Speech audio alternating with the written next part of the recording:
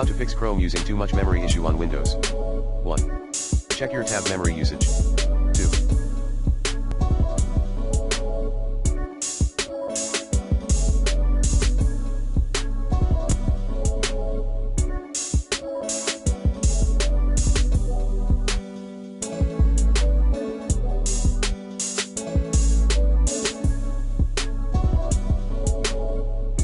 Disable your Chrome extensions, turn off one, then run your browser.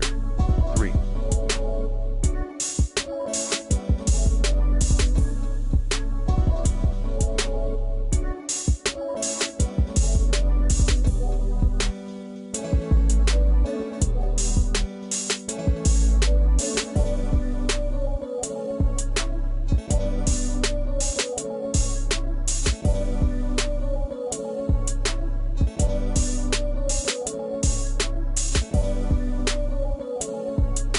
Update your Google Chrome browser. 4. Perform a full virus scan using the recommended Avast Internet Security in this video guide.